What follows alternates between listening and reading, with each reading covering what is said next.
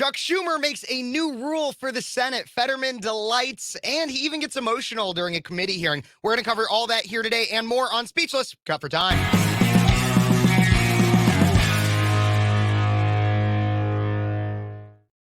Hey, everybody. Welcome back to Speechless Cut for Time. I'm your host, Kev Phares, 22-year-old conservative college student out of Central Illinois, host of Speechless on Cities 92.9, the news and talk of Bloomington Normal and beyond. And this is Cut for Time, one of the shows that I do outside of my regular radio show for different stories that might not be caught on my radio show simply because of time.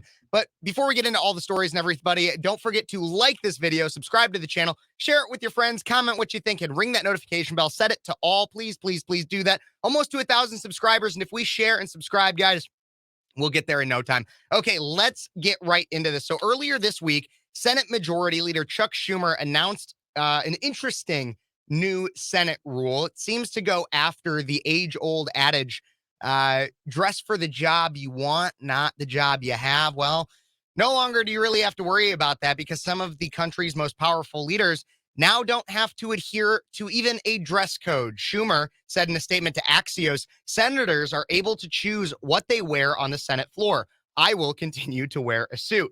Now, this change only applies to senators. However, staff members will still be required to follow the old dress code. So basically, everybody, those who represent us, those who make the laws that we have to abide by, the most powerful people in the most powerful government in the world are now allowed to wear sweatpants and hoodies. But don't worry, everybody.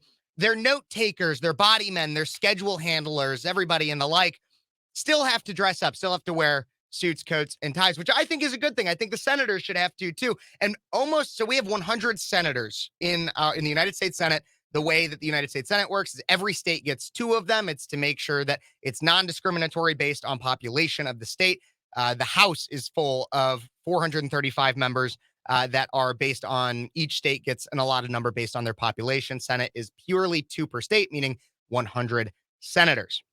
So the majority of senators had no issue with this. However, there was one senator, and you guys probably know who it is. You probably know who it is, who loves to dress down for the job he has. That's John Fetterman. You guys can see some pictures of him right there. Hoodie and sweat shorts, and just kind of a disheveled looking button-down t-shirt right there that he's got not even buttoned all the way up.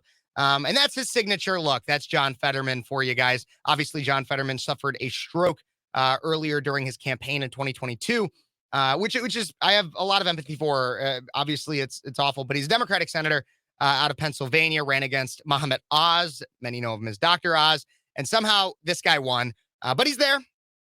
And it's really interesting. Again, it seems like Schumer is going after dress for the job you want, not the job you have. I will never forget when I was 17 and I was applying to work at an ice cream shop to be literally a scooper of ice cream. I dressed in a suit for my interview. Why? Because it showed respect. And that was the purpose of this dress code for the Senate, to show respect. Respect for yourself, respect for your job, respect for your duty to yourself, this Constitution, and this country. But now Chuck Schumer has made this rule for 1%, literally 1% of the entire United States Senate. And that is Representative Fetterman. Well, Dick Durbin, who is actually a Democrat, the minority whip of the second leading Democrat in the Senate, and also from my home state of Illinois, one person who I do not usually support or agree with, actually came out with a little bit of criticism for this new rule in a interview on Sirius XM. Durbin seemed to kind of have a bit of an issue with this. So why don't we take a listen to what he had to say on this radio broadcast. Here is that. Let me turn to another issue that is facing the Senate, which is the issue of decorum. And even the Washington Post saying that it's not a place for hoodies and shorts. What is your view on this? Because you're getting a lot of pushback from your Republican colleagues in the Senate. Well, I'm concerned about it. The senator in question from Pennsylvania is a personal friend, but I think we need to have standards when it comes to what we're wearing on the floor of the Senate, and we're in the process of discussing that right now as to what those standards will be. So why the change initially this week by Leader Chuck Schumer? I I can't understand exactly what he was thinking at that point. I want to give him the benefit of the doubt until I speak to him, but I think the Senate needs to act on this. Let me see. Even a Democrat is not in support of this new rule that, again, seems to specifically target the favor of Representative John Fetterman.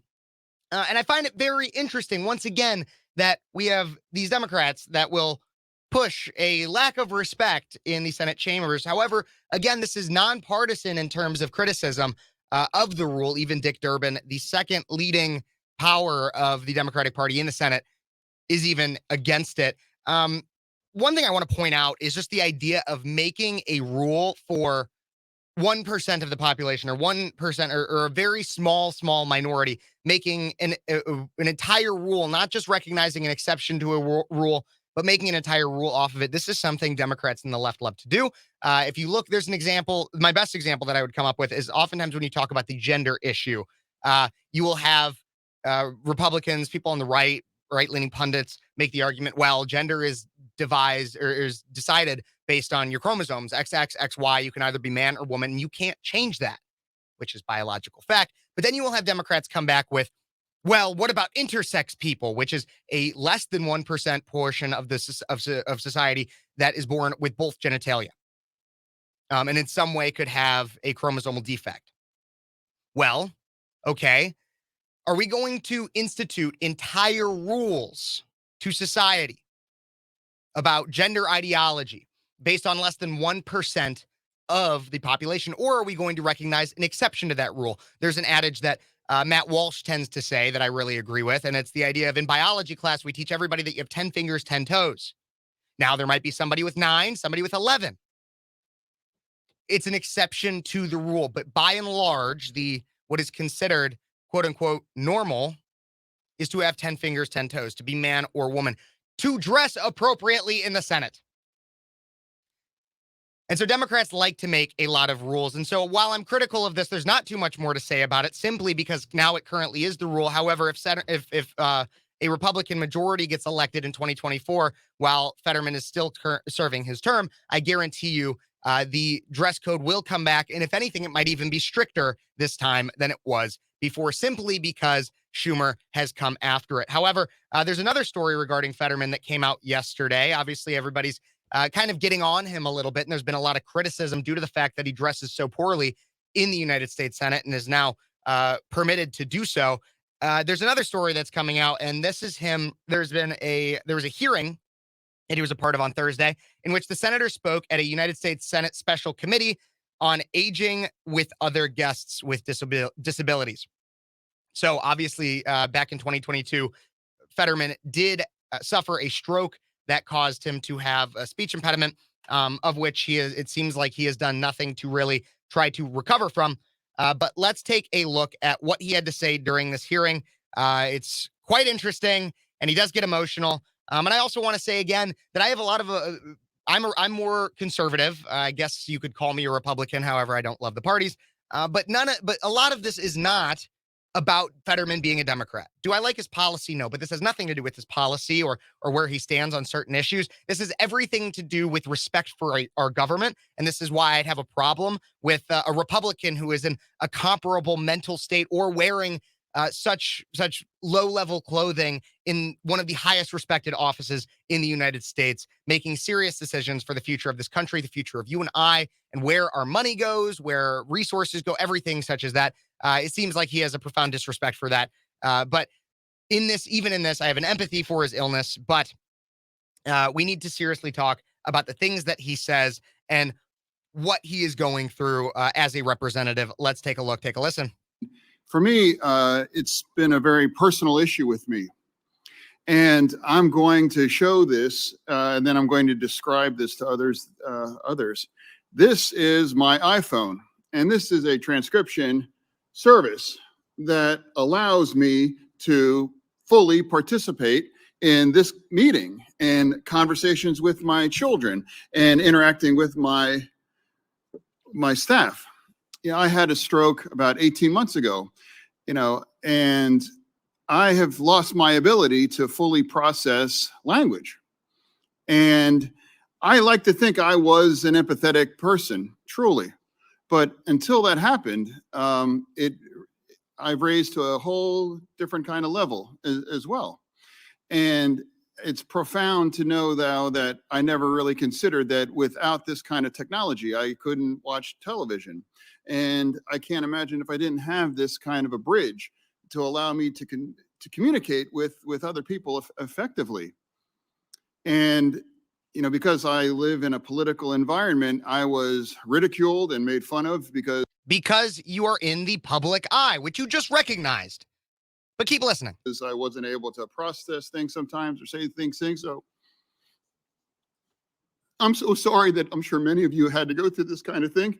You know, I was lucky that I was lucky enough to go through my life, the vast majority of that with this kind of disability that I have. But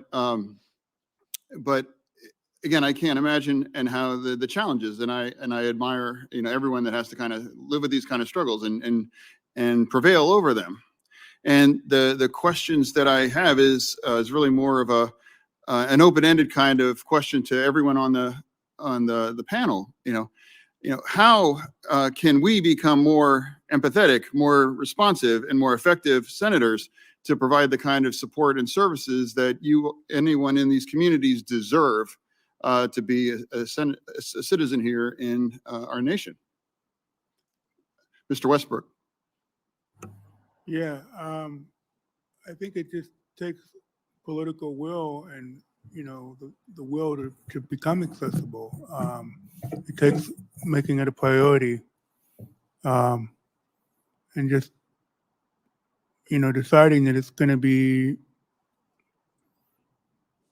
a priority, like Ronza was saying earlier, and on the same level as security and privacy and all that kind of stuff. Accessibility just needs to be another part of doing business, as I mentioned in my testimony this morning.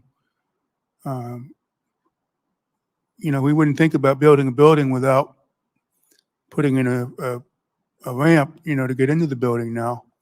But now we need to think about building websites and digital technologies to make them more accessible. Thank you.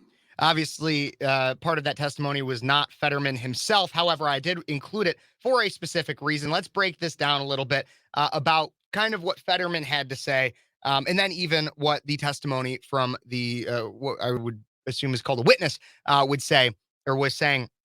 And here's the thing is when it comes to, so Fetterman goes on a rant about how he's basically bullied. He's going, it's not easy, but he recognizes he's in the public space, but it's just not easy. It's not easy. And I don't think bullying, like outwardly bullying, for anybody with any kind of disability, whether that's somebody going through recovery from a stroke, somebody who's going for recovery from any injury or ailment, somebody who has a permanent disability, like is bound to a wheelchair, is some kind of a pelagic, has any kind of hearing, visual.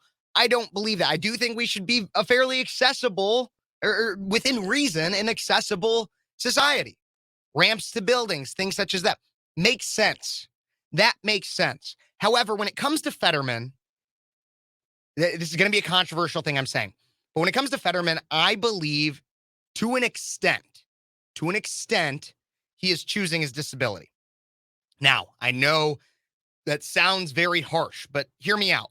There have been several other reps throughout the years that have suffered serious ailments throughout while serving in office. I mean, there's 535 members of Congress. Statistically, obviously, some of them are going to die or have serious health conditions while serving. So let's go through some. Mark Kirk, Republican from Illinois, back in 2012, not long into his first term in the Senate, Kirk suffered a stroke.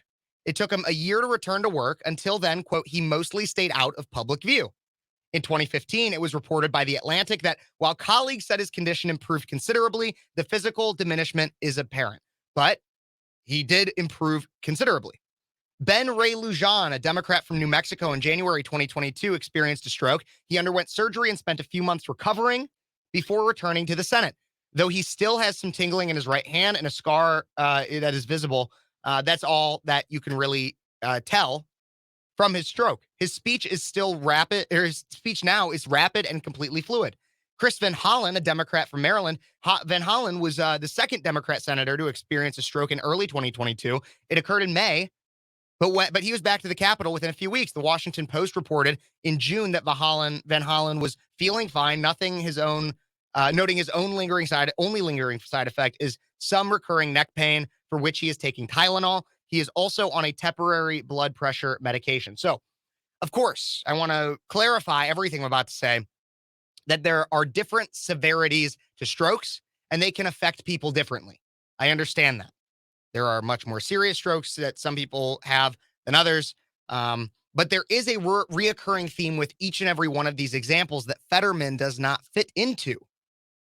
All of them that I listed, that's not Fetterman, took time to recover. Whether that was a few weeks to a year, depending on the severity. And Mark Kirk, as I mentioned, even stayed out of the public eye considerably. All of that, for all of them, the time off was necessary to get better, to recover. And so that is why it is my belief that in part, because obviously he didn't choose to have a stroke, but in part, Fetterman is choosing to further this disability. Being a senator is a stressful job. You are consistently in the media spotlight. You're in the public eye, especially when you do not dress appropriately to the Senate. You're working long hours. There is sleep deprivation. It is not a job that is conducive to recovery from a serious ailment such as a stroke. So I do not believe that John Fetterman is or has been taking his recovery seriously. While in turn, he also complains about bullying for his poor attire and disability. Look, Fetterman, the only thing close to time off that Fetterman took was when he checked himself in to rehab for depression. And that's awful. Again, I have the utmost empathy for somebody with depression, anxiety, suicidal thoughts and tendencies, which is another thing I believe listed from Fetterman. Correct me if I'm wrong in the comments, but I believe, or somebody who suffered a stroke. I have the utmost empathy for that. But the best thing for Fetterman, and I'd say this about a Republican too, the best thing for him would be to, if not resign, take time off. That would be conducive to recovery, to focus and do physical therapy, speech therapy with speech pathologists. That is what he should be doing, but he is not. The man who testified is not choosing his disability. That is clear. And again, I agree with him in the sentiment that we should be working towards a more accessible world. But when a serious injury occurs, when a serious ailment occurs, John Fetterman, I think, took at most a week or two off from his campaign. What he really should have done is drop out of the campaign entirely. But obviously, it's too late for that. So now what he should do is either take time off from the Senate or resign. To actually focus on recovery, if he is serious about recovering from this. And if he's not serious about recovering from this, that's fine. That's his decision. But don't lecture me about the criticism that you get in the media for being more than odd, having issues answering questions, and seemingly unfit for office. Because it seems to me as if you are not taking your own recovery seriously. Just my opinion, everybody. What do you think? Leave it in the comments. Don't forget to like this video, subscribe to the channel, comment what you think, share it with your friends, ring that notification bell, ring it to everybody. God bless you. God bless America. And this has been Speechless. Cut for time.